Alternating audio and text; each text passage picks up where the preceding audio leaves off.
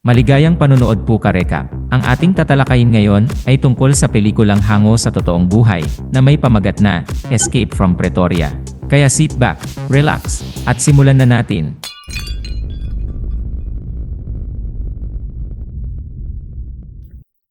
Noong 1940 sa South Africa ay nagsagawa ang pamahalaan ng mahigpit na paghihiwalay ng lahi na tinatawag na apartheid. Ang sistemang ito ay nagbigay sa mga puti na komunidad ng mas maraming pribilehiyo at mas magandang trabaho.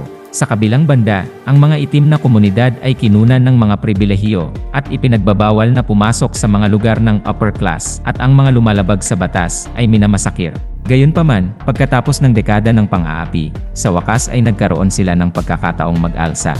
Ang black community ay bumuo ng isang kilusan na tinatawag na African National Party o ang ANP.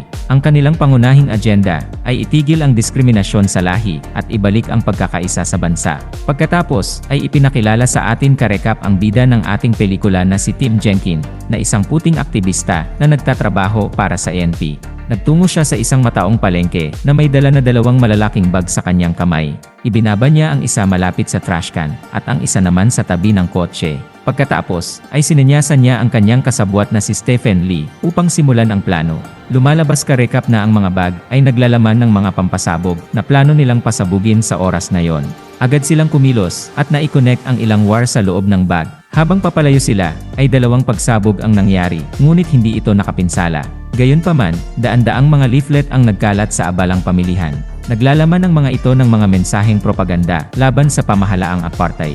Kinakabahang tinangka ni Jenkin at Lee na tumakas sa eksena, ngunit hindi nagtagal ay nahuli sila ng mga pulis. Nang maglaon, habang naghihintay ng paghatol, ay pumasok ang asawa ni Jenkin sa kanyang silid at binigyan siya ng pera na maaaring kailanganin niya sa bilangguan.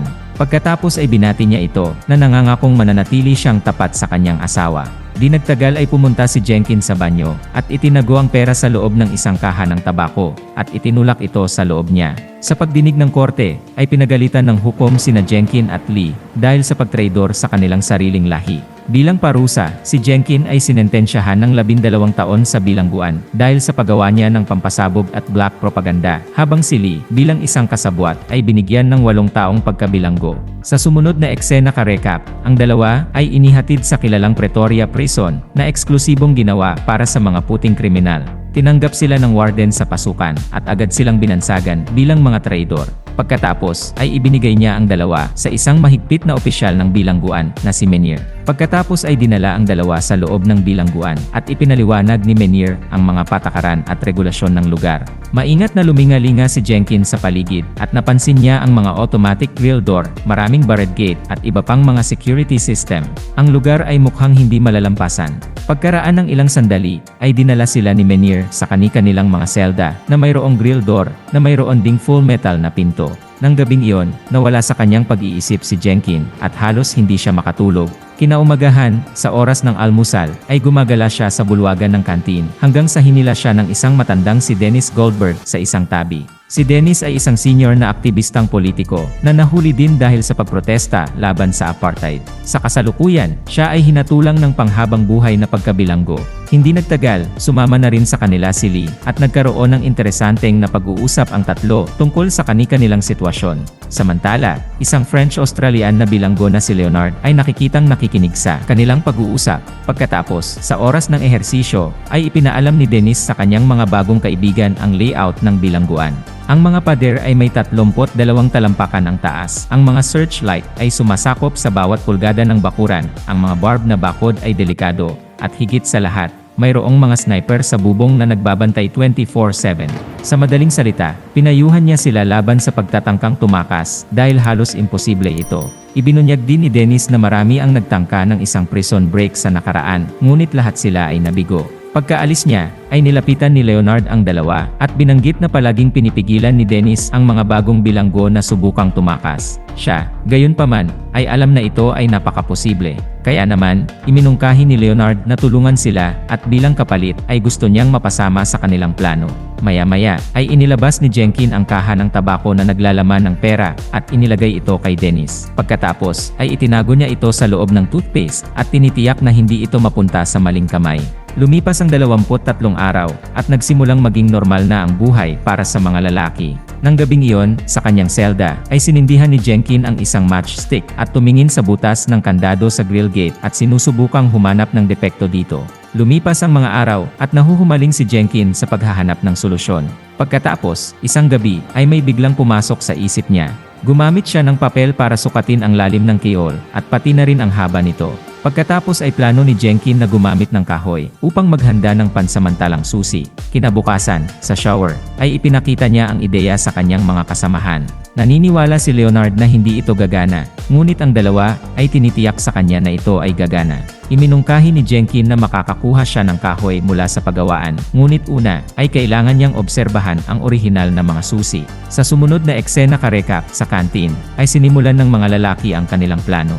Nagdulot ng kaguluhan si Leonard, at nang dumating si Menner upang suriin ang nangyari, ay pinagmasdan ni Jenkin ang hugis ng mga susi. Mula sa araw na yon, ay hindi na niya pinalampas ang pagkakataon na obserbahan ang mga susi, maging sa harapan ng bakuran, o sa panahon ng pagpupulong sa umaga. Sa wakas, pagkatapos ng mga araw ng pananaliksik, ay nagawa niyang gumuhit ng isang draft sa papel. Sa ika-74 na araw, ay nagnakaw si Jenkin ng papel de liha at ilang kahoy mula sa pagawaan. Inilagay niya ang mga yon sa loob ng kanyang termos ng kape, at naglagay ng isang bungkos ng mga damit para hindi ito makagawa ng tunog sa loob. Pagkaraan ng ilang sandali, ay isa-isang sinusuri ni Menner ang lahat ng termos ng mga bilanggo, upang makita kung may ninakaw ba sila.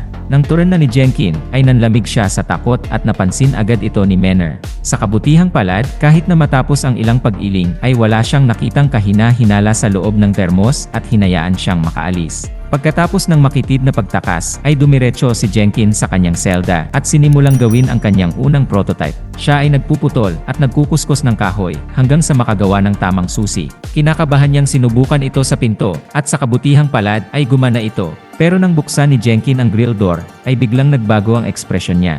Lumalabas na ang metal na gate ay walang keyhole sa kanyang tagiliran, na ang ibig sabihin ay kailangan niyang buksan ito mula sa kabilang dulo. Kinaumagahan, ay ipinaliwanag ni Jenkin ang sitwasyon sa kanyang mga kaibigan, at binanggit na kailangan na nilang gumawa ng isa pang susi at kahit papaano ay maghanap ng paraan upang mabuksan ang pangalawang gate mula sa labas. Si Leonard, na naging kalugod-lugod sa tagumpay ng kanilang unang plano, ay ganap na tumulong. Sa mga sumunod na araw, ay pinagmamasdan ng tatlo ang keyhole sa panlabas na pinto, at sinubukan ni Jenkin na gumawa ng magaspang na diagram nito. Sa kabutihang palad, pagkatapos ng mga linggo ng pagsusumikap, ay matagumpay siyang nakalikha ng isa pang susi na gawa sa kahoy. Sa ika-100 araw, ang mga lalaki ay nagmamap sa pasilyo at walang mga gwardya sa paligid. Ginagamit ni Jenkin ang pagkakataong ito para subukan ang kanyang bagong susi. Hindi ito kasing ganda ng una, kaya pinait niya ito para mas makinis. Ang susi ay kasya, at ang pinto ay bumukas, na labis na ikinatuwa ng lahat. Gayunpaman, nang sinubukan ni Jenkin na ilabas ito, ay nasira ang susi na gawa sa kahoy. Nagdulot ito ng pangamba sa mga lalaki, at ang mas malala pa, ay isang gwardya ang nagsimulang lumapit sa pasilyo. Sinusubukan ni Jenkin ang lahat ng kanyang makakaya na isara ang lock, ngunit hindi siya nagtagumpay. Sa huli, ay nailabas lang niya ang sirang piraso bago dumating ang isang malaking bantay. Sa sumunod na eksena karekap, pagkatapos makapasok ang lahat ng mga bilanggo sa kani-kanilang mga selda, ay dumating si Menner para sa isang regular na check-up. Napansin niyang nakalabas na ang lock ng pinto ni Jenkin, ngunit hindi niya iyon inisip at sinara na lang ang pinto. Sa loob, ay nakahinga ng maluwag si Jenkin. Sa ika-142 araw, ay nagtipon ang tatlo sa isang silid at pinag-usapan kung paano buksan ang metal na tarangkahan mula sa labas. Iminumungkahi ni Leonard na gumamit ng isang string, ngunit mabilis itong ibinasura ng mga lalaki na nagsasabing hindi ito maaaring gamitin. Pagkaraan ng ilang sandali, ay tumingin si Lee sa isang walis, at isang ideya ang pumasok sa kanyang isipan. Dinala niya ito sa labas at sinimulang sukatin ang distansya mula sa bintana hanggang sa pinto. Ilang pulgada lang ang ikli nito. Kinabukasan, habang nasa workshop si Jenkin, ay napansin niya ang isang makinang panahi.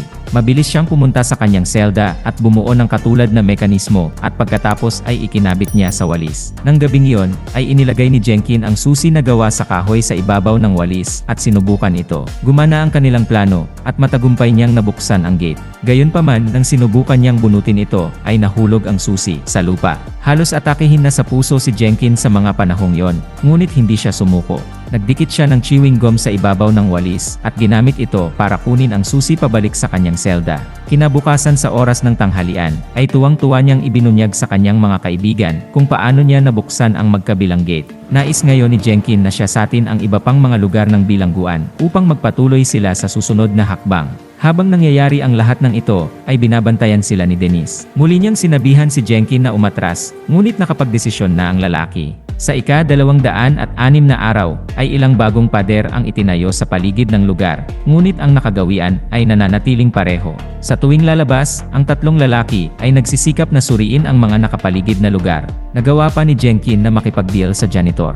Gusto niya ang construction map ng kulungan, at bilang kapalit, ay magbibigay siya ng mga sabon at sigarilyo. Nagaganap ang pangangalakal sa mga dumpster, at sa kabutihang palad, nagawa ito ni Jenkin nang hindi napapansin. Sa ika-296 na araw, ay gumawa sila ni Leonard ng mga dummies sa kanilang kama bago lumabas ng kani-kanilang mga selda sa gabi. Maingat silang bumaba sa hagdan hanggang sa makarating sila sa isa pang grill gate. Pinili ni Jenkin ngayong gabi dahil naka-duty ang matabang gwardiya. Dahil sa sobrang katabaan ng kanyang katawan, ay mabagal at tamad itong kumilos. Sa kabila nito, ay kinakabahan ang mga lalaki. Pawis na pawis sila sa bawat segundong lumilipas. Ngunit sa kabutihang palad, nagawa nilang buksan ang gate. Di nagtagal, ang matabang gwardiya ay tumayo mula sa kanyang upuan dahil oras na para sa kanyang night patrol. Nang marinig ang kanyang mga yapak, ay nagtago sina Jenkin at Leonard sa silid at halos hindi nakasara ang pinto. Nang nakaalis na ang matabang gwardiya, ay lumabas sila at ipinagpatuloy ang kanilang plano.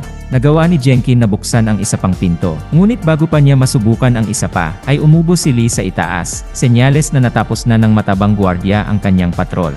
Kaya, muling nagtago sina Jenkin at Leonard sa storeroom. Sa daan patungo sa kanyang silid, ay napansin ng gwardiya ang mga butil ng pawis sa sahig, ngunit hindi niya ito masyadong inisip. Pagkatapos niyang umalis, ang mga lalaki ay bumalik sa itaas. Sa loob ng kanyang selda, ay binaklas ng isang nasasabik na Jenkin ang kanyang mga susi sa ilang piraso at itinago ang mga ito sa loob ng kanyang tasa. Pagkatapos ay natulog siya, umaasa na makakataka siya at makitang muli ang kanyang pinakamamahal na asawa sa lalong madaling panahon.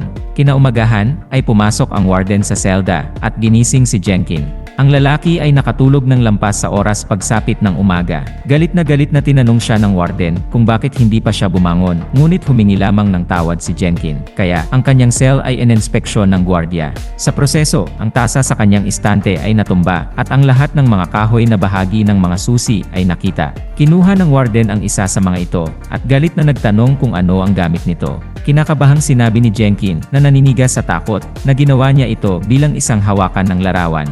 Nakapagtataka ay pinaniniwalaan siya ng warden at lumabas ng silid, ngunit binalaan si Jenkin na mag-ingat sa susunod. Nang gabing iyon ay nagkaroon ng panic attack ang ating bida Karekap kaya nahihirapan siyang makatulog. Gayunpaman ay isinalaysay niya na ang bawat mahirap na sitwasyon ay nagtuturo ng mga bagong bagay. Kaya, sa sumunod na umaga, ay sinimulan niyang itago ang mga susi sa iba't ibang lugar ng bilangguan, sa loob ng library, sa kantin, at maging sa basurahan. Isang araw, ay nagawa rin nilang magnakaw ng mga sibilyan na damit sa labahan ang mga kaibigan niya. Hindi rin naglilinis o nagsipilyo ng ngipin si Jenkin, umaasa na magkakaroon siya ng impeksyon. Pagkalipas ng ilang linggo, ay nagkaroon siya ng impeksyon sa ngipin, at nang dalhin siya ni Menner sa doktor, ay siniyasat niya ang otomatikong gate. Bisperas na ng Pasko, at ginawa na ng grupo ang lahat ng kinakailangang paghahanda. Sa loob ng isang silid, ay isiniwalat nila ang kanilang detalyadong plano kay Dennis at sa kanyang mga kaibigan. Nakagawa sila ng 39 na susi na may iba't ibang hugis at sukat para sa 15 pinto na kailangan nilang lampasan. Gayunpaman, tumanggi si Dennis na sumama sa kanila na sinasabing kahit na tumakas sila ay wala silang mapupuntahan. Gayunpaman, ibinalik niya ang pera kay Jenkin na nakatago sa loob ng toothpaste roll. Nang maglaon, ang warden ay nagsasagawa ng pagsusuri sa lahat ng mga selda, kabilang ang kay Jenkin. Binaligtad niya ang buong lugar, ngunit wala siyang nahanap. Sa gabi, pagkaalis ng lahat ng mga opisyal, ay lumabas sina Jenkin, Leonard at Lee sa kanilang mga selda, at sinimulan ang kanilang planong pagtakas. Bago umalis sa pasilyo, ay tinanong ni Jenkin si Dennis sa huling pagkakataon kung gusto niyang sumama sa kanila, ngunit muling tinanggihan ito ng lalaki. Kasunod nito, ay tinitipon ng mga lalaki ang lahat ng mga susi na nakatago sa iba't ibang sulok ng bilangguan. Pagkatapos ay nagbihis sila ng sibilyang damit at bumaba. Bigla silang nakarinig ng mga tunog. Ang matabang bantay pala ay dahan-dahang papalapit sa kanila. Mabilis na nagtago ang mga lalaki sa loob ng storeroom na nanginginig sa takot habang hawak nila ang pinto. Maya-maya, dumating ang gwardiya at napansin niyang bahagyang umuuga ang pinto. Ngunit bago niya ito masuri, ay namatay ang kuryente. Lumilitaw na nagdulot ng short circuit si Dennis sa pamamagitan ng pagsira sa kanyang bumbilya. Siya at ang iba pa ay nagsimulang tumawag sa bantay, umaasang maabala siya. Ang plano ay gumana, at ang matabang bantay ay nag-aatubili na umakyat sa itaas. Walang pag-aksaya ng oras, ay lumabas ang tatlo sa silid ng storeroom, at nagmamadaling pumunta sa katabing pinto. Sa kanilang pagtutulungan, at pagnanais na makasama muli ang kanilang mga pamilya, ay nagawa nilang buksan ang mga pinto ng isa-isa. Nang oras na para sa otomatikong gate, ay mabilis na pumunta si Leonard sa admin room at matagumpay na nabuksan ito sa pamamagitan ng pagpindot ng isang buton. Lahat ay nangyayari ayon sa pinlano nila at sa huli ay naabot na nila ang huling pinto, ang pintuan na naghihiwalay sa kanila sa kalayaan. Gayunpaman, sa kanilang pagkabigla ay wala sa mga susi ang gumagana. Kaya nagpanik na sila. Ang buwan ng pagpaplano at pagsusumikap ay nabigo nang dahil sa isang pinto. Iminumungkahi ni Jenkin na bumalik sila sa kanilang mga selda, ngunit hindi pa handa si Leonard na sumuko ng ganoon kadali. Kaya, sinimulan niyang kalabogin ang lock ng pinto. Nakagawa ito ng malakas na ingay, at natakot si Jenkin na mahuli sila. Pero sa tuwa niya, ay gumana talaga ang plano. Nagawa ni Leonard na sirain ang lock at tuluyang bumukas ang pinto. Ang huling balakid na lang karekap ay ang sniper sa tore. Gayunpaman, dahil ang mga lalaki ay nakasuot ng sibilyan na damit, ay kumpiyansa silang lumabas. Walang naghihinala sa kanila kahit na si Menor na may kausap sa malapit. Matapos marating ng mga lalaki ang isang ligtas na lokasyon, ay tumakbo sila hanggang sa makarating sila sa lungsod. Pagkatapos, ay sumakay sila sa isang taksi at hiniling sa driver na ihatid sila sa hangganan. Ang driver ay nag-aalangan noong una dahil maputi sila, ngunit nang ilabas ni Jenkin ang kanyang pera, ay pumayag itong ihatid sila. Sa ganitong paraan, sa wakas ay nakatakas sa bilangguan sina Jenkin, Leonard at Lee. Pagkatapos ng isang taon at kalahating pagkabihag, kinaumagahan, nalaman ni Menor ang tungkol sa pagtakas at pinatunog ang alarma, ngunit huli na.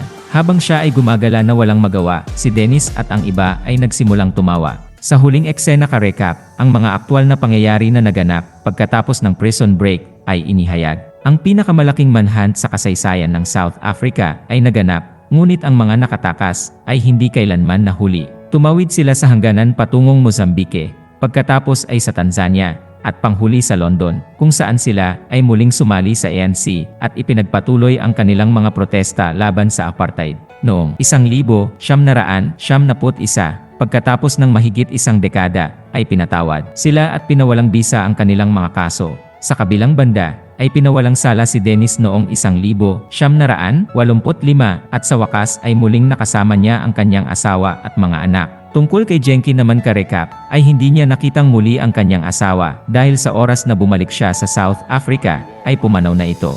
Noong 1972 ay bumagsak ang apartheid at noong 1974 si Nelson Mandela, ang pinuno ng ANC, ay nahalal bilang Pangulo ng South Africa. At dito nagtatapos ang pelikula mga karekap.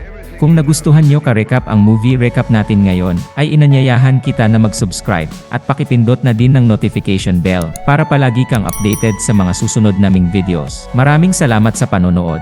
Cheers!